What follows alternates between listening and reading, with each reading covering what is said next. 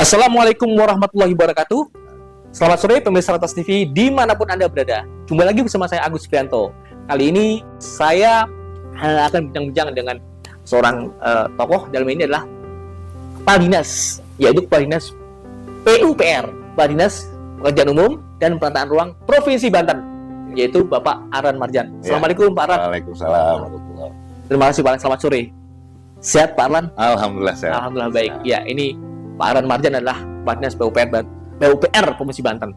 Nah, Pak Arlan, kita ingin tahu selama ini kan banyak infrastruktur yang sudah dibangun oleh pemerintah Provinsi Banten, dan hal ini oleh Dinas PUPR yang berkompeten, berwenang kan itu kan. Nah, sejauh sih Pak, apa yang sudah dilakukan oleh Dinas PUPR Banten untuk membangun infrastruktur selama ini kan, dan apa saja yang sudah dilakukan? Masuk mungkin jalan atau bangunan gitu kan, supaya masyarakat Banten tahu nih, gitu loh. Silakan Pak Arlan. Ya, PUPR mungkin yang terbaru ya, yang terakhir ini kita udah bangun jembatan Bogeg. Nah, jembatan Bogeg itu yang sekarang udah jadi ikon lah. Ketika kita masuk ke Kota Serang, itu ada tuh di tol itu udah kelihatan jembatan besar. Jadi kota atau kabupaten Serang? Lokasinya di Kota Serang. Kota Serang. Serang. Jadi jembatan Bogeg di Kota Serang itu masuk juga ke Muri. Oh ya. Tercatat di Muri itu dengan jembatan dengan ornamen batik tradisional terbesar di Indonesia. Jadi itu masuk Muri. Kemudian juga di Pemprov Banten juga sudah membangun Banten International Stadium. Bagian dari bangunan yang ada di kawasan area sport center yang sport center 60 hektar ya kita sedang membangun. Nah, untuk jalan sendiri ya pasti kewenangan PUPR Provinsi Banten adalah jalan-jalan yang statusnya jalan provinsi.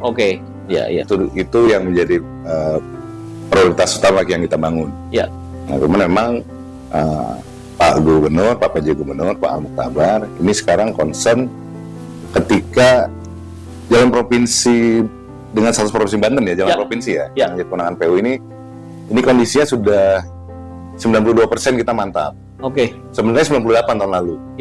Di tahun lalu 98% kita sudah mantap, jadi kurang sedikit lah. Kurang sedikit dari 762 km, sisa sedikit. Nah, sehingga Pak PJ Gubernur itu merespon masukan-masukan dari masyarakat terkait kondisi-kondisi jalan yang masih rusak yang ada di kabupaten kota. Nah, makanya di tahun 2023 itu dilakukan peningkatan status jalan.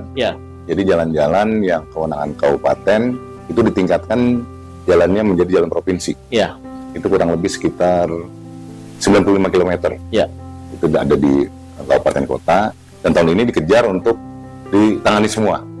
Selesai, makanya fokus di 2024 untuk infrastruktur jalannya menjadi fokus utama Pak PJ Gubernur. Nah, izin Pak, kalau yang jalan tol ini Jakarta Merak ini kalau jalan tol di Kementerian PU. PU ya? Meskipun di wilayahnya Banten ya. Walaupun di wilayah Banten. Soalnya itu Pak, banyak juga dulu keluhan dari masyarakat, banyak bolong-bolong tambel, meskipun sudah dilakukan juga gitu kan. Betul. Oke Pak, ya.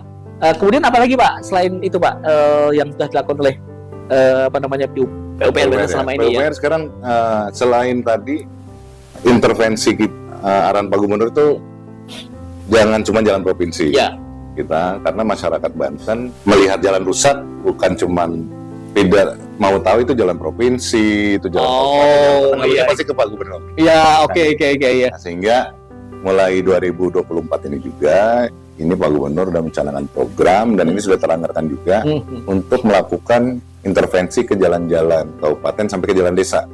Jadi kita lakukan juga tahun ini pembangunan di jalan kabupaten, dan tahun depan juga jadi skala prioritas. Karena memang dianggap kalau jalan provinsi bentar lagi sudah selesai nih secara kondisinya.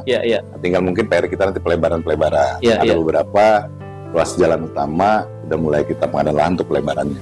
Tapi nanti ke depan jalan-jalan desa, jalan kabupaten itu akan fokus jadi intervensi juga oleh provinsi. Nah, pemirsa, khususnya warga Banten. Nah, ini kabar gembira nih kan untuk yang di desa atau di kabupaten itu nanti ini jalanan ada akan segera diperbaiki oleh provinsi bisa ikut provinsi.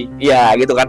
Nanti kabar gembira nih. Berarti nanti jalanan untuk 2024 ini jalan-jalan di kampung di kabupaten Pak ya, atau desa Pak ya? Jalan desa, jalan kabupaten. Desa kabupaten akan segera mulai dibangun. Bangun ya. Jadi karena kan kewenangan undang-undangnya bisa nih dari pemerintah dari mulai jalan desa maupun jalan kabupaten kota.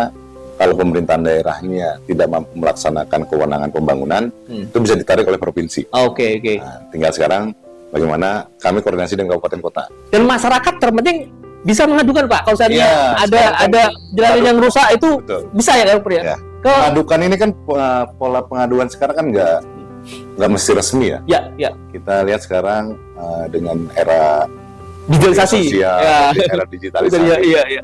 Viral. Iya. Nah, memang itu jadi salah satu sumber informasi. Iya. Salah satu sumber informasi, dan Pak Gubernur juga agak concern itu melihat medsos sekarang. Iya. Jadi ketika informasi jalan-jalan, banyak ini bukan jalan provinsi nih. Jalan provinsi udah hampir semuanya mantap. Nah, jadi jalan-jalan desa apa yang sudah ada berita, ada komplain yang langsung ke beliau, karena beliau juga orangnya aktif nih. Orangnya aktif. Itu langsung kami diperintahkan untuk koordinasi untuk survei lokasi. Baik, pemirsa Kompas TV khusus warga Banten. Nah, ini kalau di jalanan Anda, jalan kampung, desa ada yang rusak, nanti bisa ada tinggal buat di medsos ya. Itu silakan biar Pemprov Banten akan segera menindaklanjuti gitu. Karena anggarannya cukup besar juga Pak ya. Anggaran cukup besar, kita provinsi lumayan besar ya dibandingkan kabupaten kota, dan kita masih punya ruang lah untuk memberikan intervensi atau bantuan-bantuan kepada kabupaten kota maupun ke desa. Baik. Yang terakhir Pak, mungkin ada harapan dari Pak Kadis atau harapan atau himbauan kepada masyarakat soal infrastruktur maupun jalan? Ya, kalau infrastruktur mungkin harapannya di saat perencanaan, kami ada ruang-ruang perencanaan, dan itu kami minta ada partisipasi aktif.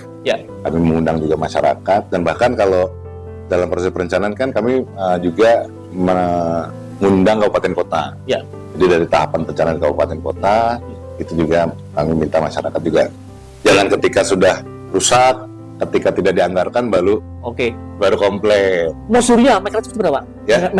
Mekanismenya dari kecamatan sebenarnya. Musrenbang itu ya? Ya, dari Musrenbang kalau dari tingkat provinsi ya. Tapi dari kecamatan, dari kabupaten kota nanti masuk ke Musrenbang di provinsi. Nah, itu harapannya partisipasi aktif kita, dan bisa menggunakan juga segala media untuk memberikan informasi-informasi kepada kami, sehingga dalam perencanaan nanti kami juga akan tepat sasaran. Nah, harapan berikutnya tentu ketika pelaksanaan kami juga butuh support dari masyarakat agar pelaksanaan pembangunan yang telah direncanakan ini bisa berjalan lancar. Kami ketika dibangun sama-sama jaga. Dan terpenting harus menjaga Pak ya. Jaga itu dia. Karena investasinya kan besar. Jadi karena masyarakat ini kan nggak bisa menggunakan, nggak bisa menjaga kan. Itu harus sama menjaga Pak ya. Jaga. Baik. Pemirsa, demikian tadi bincang-bincang saya dengan Kepala Dinas PUPR Provinsi Banten Bapak Arlan Marjan. Terima kasih Pak Aryan. Sama-sama.